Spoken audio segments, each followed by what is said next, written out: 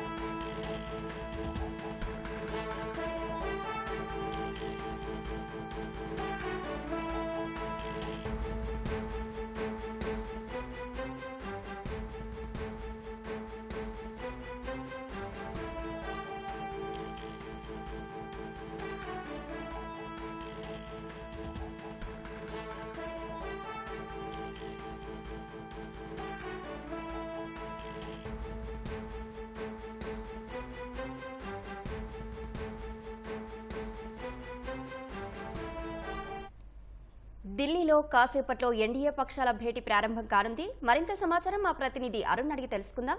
Arun, NDA కూటమి పక్షాల భేటీకి సంబంధించి తాజా సమాచారం ఏంటి?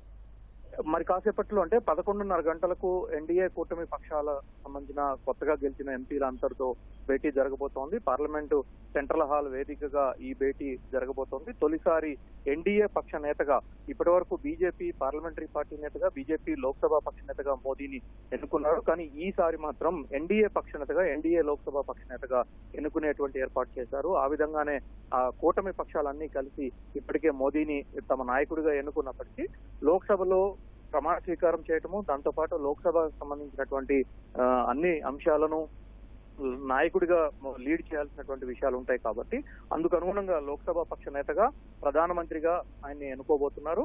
11:30 గంటలకు ప్రారంభమయ్యేటువంటి ఈ సమావేశంలోనే నరేంద్ర మోదీని లోక్సభ పక్ష నేతగా, ప్రధానమంత్రి అభ్యర్థిగా ప్రతిపాదనలు జరగబోతున్నాయి. తొలుత బీజేపీ జాతీయ అధ్యక్షుడు జేపీ నడ్డా ఈ ప్రతిపాదనను ముందుకు తీసుకురాబోతున్నారు. అనంతరం అదే ప్రతిపాదనను తెలుగుదేశం అధినేత చంద్రబాబు నాయుడు కూడా ప్రతిపాదించబోతున్నారు. వీరిద్దరి ప్రతిపాదనల తర్వాత బీజేపీ అగ్రనేతలైనటువంటి రాజ్నాథ్ సింగ్, అమిత్ షాలు నరేంద్ర మోదీ ప్రతిపాదనకు సంబంధించినటువంటి తీర్మానాన్ని ప్రవేశపెట్టి అనంతరం నరేంద్ర మోదీకి సంబంధించి కూటమికి సంబంధించినటువంటి విషయాలతో కూడినటువంటి ప్రసంగాలు చేయబోతున్నారు. ఈ ప్రసంగాల అనంతరమే నరేంద్ర మోదీకి ప్రధానమంత్రి ఎన్నికలను లీడ్ చేసినందుకు, అదే సందర్భంలో లోక్సభ పక్ష నాయకుడిగా ఎన్నికైనందుకు ప్రధానమంత్రికి సన్మానం చేసిన తర్వాత అవకాశం ఉంటే రాష్ట్రపతి అపాయింట్మెంట్ అప్పటికి ఖరారైతే ఈ రోజు మధ్యాహ్నమే లోక్సభలో సెంట్రల్ హాల్లో కార్యక్రమం పూర్తయిన మరుక్షణం నేతలంతా కలిసి రాష్ట్రపతిని కలిసి ప్రభుత్వ ఏర్పాటుకు అవకాశం కల్పించాల్సిందిగా తమకు ఆ రకమైనటువంటి అవకాశం ఇస్తే తాము ప్రభుత్వాన్ని ఏర్పాటు చేస్తామని చెప్పి ఒక ప్రతిపాదనను రాష్ట్రపతి ముందుకు తీసుకెళ్లబోతున్నారు. ఒకవేళ మధ్యాహ్నం అది సాధ్యం కాకపోతే ఈ రోజు సాయంత్రం 6 గంటలకు మాత్రం రాష్ట్రపతిని కలిసి రాష్ట్రపతికి విజ్ఞాపనను అందజేసి తదుపరి కార్యాచరణకు వెళ్లబోతున్నారు. అశ్విని, ధన్యవాదాలు అరుణ్.